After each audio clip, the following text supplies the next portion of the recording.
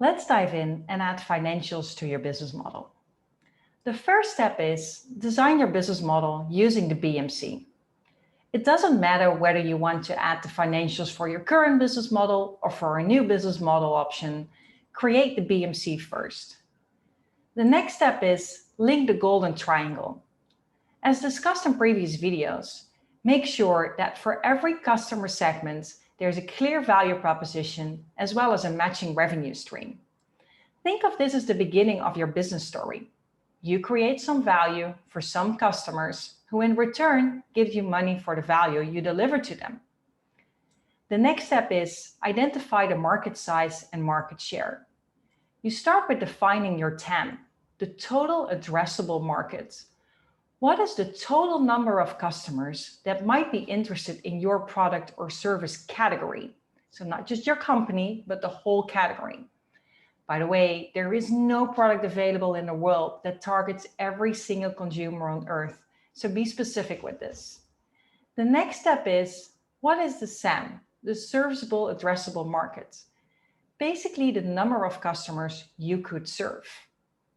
And it does help to add an additional layer, the SOM, the service obtainable market size.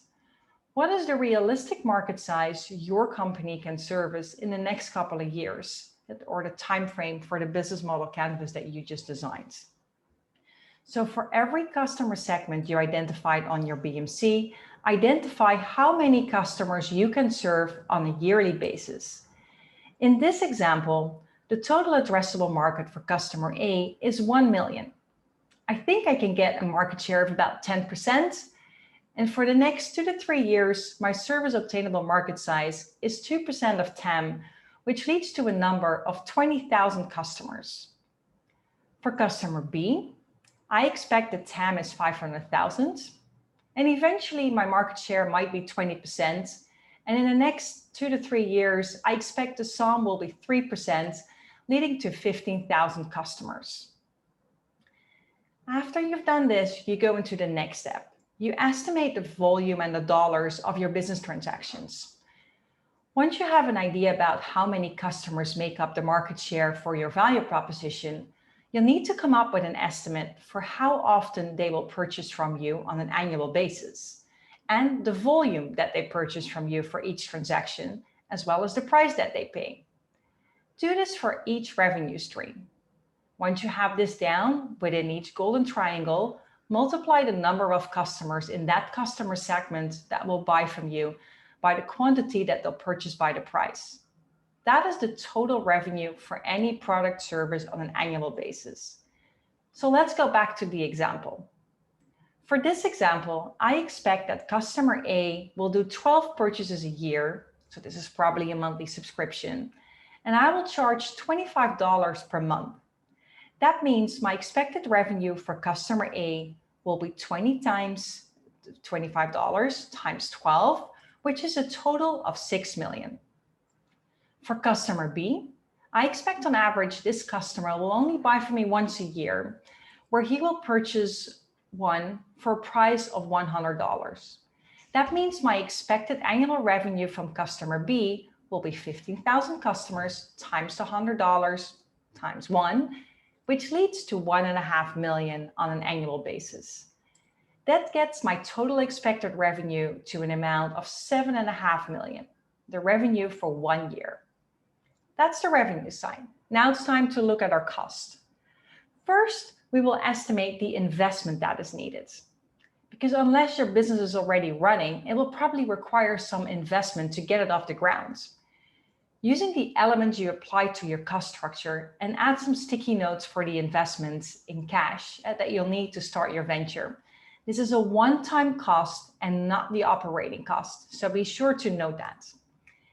In this example, I expect about $750,000 investment in the platform, $400,000 in salaries, no marketing yet, and about $100,000 in general office expenses. So that leads to a total investment of $1.250 million. So $1,250,000. So now you have the investments. The next step, of course, is what will it take to actually operate this, the running cost?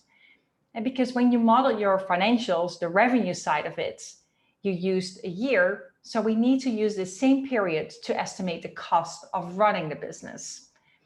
Basically what we do, we estimate for each of the different cost elements, what are the operating expenses.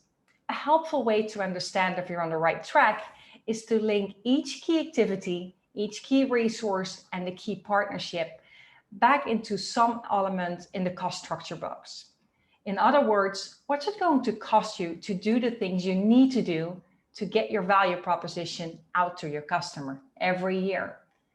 And after you've done this, it's often also helpful to add up all the costs, including the investments for the first period, to understand what your total cost will actually be. So let's get back to the example. I expect that the annual cost to maintain the platform will be 1 million. Salaries will definitely increase, will go up to 4 million. Marketing will be about 1 million. And there's going to be some general office expenses of about $500,000, $500,000. That gets the total annual running cost to an estimation of 6.5 million. As we saw, the total revenue is 7.5 million. The annual running cost is 6.5 million. So that means we get to an estimated profit of about 1 million per year. The total investment was 1.25 million. So we need approximately 1 year and 3 months before we earn our investment back. This is the first step of getting your financials together. On average, this should take you about 30 minutes.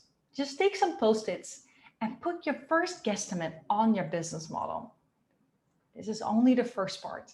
In the next video, I will explain to you what needs to happen next.